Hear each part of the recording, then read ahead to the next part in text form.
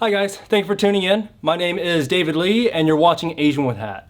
And if you liked the intro, consider hitting the like button and subscribing to the YouTube channel. We'll be doing more cinematic content on this channel. I also want to get this out of the way that I am just a civilian who does a lot of airsoft and goes out to the range often and have fun with friends. Now that this is out of the way, let's begin with the video. So Palmetto State Armory's goal is to have as many gun owners in America by having affordable firearms, but still offering quality at a reasonable price. This upper is by no means a Knight's, Triarch, or any other higher end brand, but it does the job reasonably well. To talk about the setup and to preface, this is not a clone. If you need to look more into clone related stuff, I'm not your guy. I have owned this upper since 2017 and I put down about 3,000 rounds mixed with brass and steel. Since then, I swapped out the FN 10.5 barrel that was previously in this gun and went with a 10.3 1-in-7 twist barrel and using a Surefire Legacy flash hider. The reason why I went this route is because I'm currently waiting on a Surefire Legacy suppressor. I'm also using an Anderson manufacturing lower.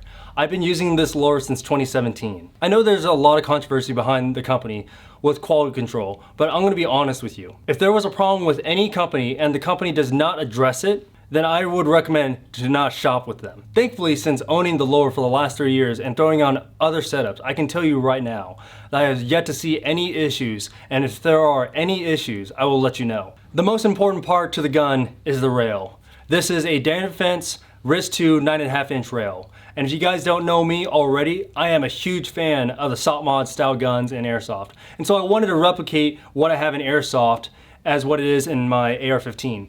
I'm currently using a knockoff Surefire flashlight right now as a torture test experiment to see when the light dies or when it malfunctions. And currently I have about 2,000 rounds on the light and I have yet to see any light malfunction. Matter of fact, I still think it works right now. Yeah, it still works. Again, if there are any issues, you'll be the first to know. I also use a Zenico Purse 4 sent in by Blackface Tactical that I alternate between rifles, and this is by far an impressive laser device that only costs $400. So if you're interested in this laser, check out Corey's website, blackfacetactical.com.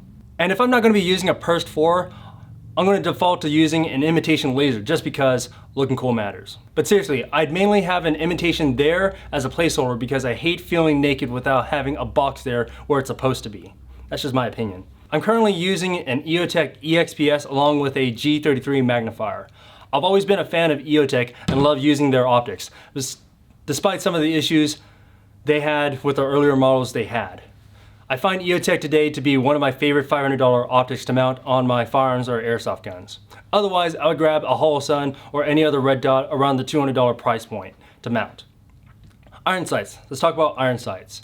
I have the Magpul M-Bus Pros mainly because of the low profile. Considering that I use an EOTech on here and the battery life is not that good, I would recommend using a set of iron sights on here in case the battery life goes out. But at the same time, I do swap out the batteries on my EOTech every so often so that way I don't ever have that issue. On the back of the MK18 pistol, I have an SB Tactical SBA3 brace. Thank you, ATF. Previously, I was using a CAC Shockwave, but I found that the SBA3 has a lot more surface area. I've yet to look into filing an SBR lower. I currently don't see a need for one, as having a registered SBR lower means I can't travel across state lines without going through all the paperwork, compared to owning a pistol lower like this one, which is what I have right now. I might consider one in the future, but currently I have a lot of other things on my plate that I worry more about than throwing $200 on a tax stamp for a lower that will do one thing compared to the other lowers I have. I also have a Magpul bad lever on my AR. Now I know what you're thinking, the bad lever is cheating. And for those of you that feel that way, I totally understand. It is cheating. I don't use it the way that you're thinking. I use it mainly because the paddle is a lot more enlarged, so it gives more surface area to hit the paddle and to send the bolt home. I also use the bad lever to lock the bolt back a lot more easily. I find that a lot more convenient. Okay, slings. Let's talk about slings. I have a lot of slings, but what I will tell you though is that I haven't used single point slings since 2014. Currently, I use a VTAC, Ferro Concepts, and LBX slings that are all padded. I prefer 2-point slings because they remove a lot of the problems that are with single point slings, like the amount of free motion it has and avoiding the gun from hitting me in the crotch. Triggers, let's talk about triggers. I use the Rise Armament RA140. It's a single stage trigger. The trigger almost looks like a mil-spec trigger, but in reality it has a 3.5 pound brake, which I think is the sweet spot for everyone.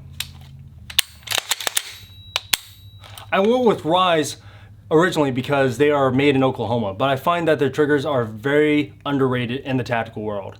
Outside of that, if I didn't use Rise triggers, I'd just stick to a decently polished mil-spec trigger and then use the money to buy more ammo. Now I know what you're gonna ask. Are there any issues with this gun? And I'm gonna be honest with you and tell you that there's been a couple hiccups in recent times. Previously, up until the pandemic started, the gun ran flawlessly. And when the lockdown happened, I noticed that the BCG was short stroke and led to rounds not being picked up by the bulk carrier group. So maybe the gun got the Rona?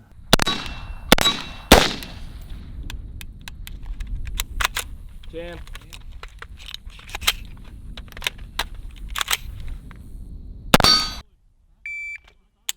Fix it.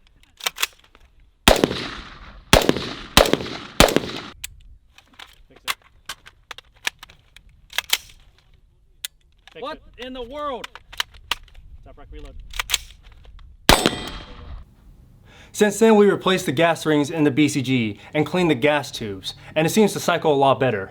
For now, it'll be sidelined until I get the suppressor back from the ATF, and I'm going to continue using this block 2.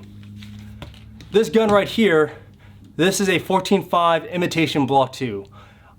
I'll be doing a poor man's block 2 video very soon, so stay tuned for that.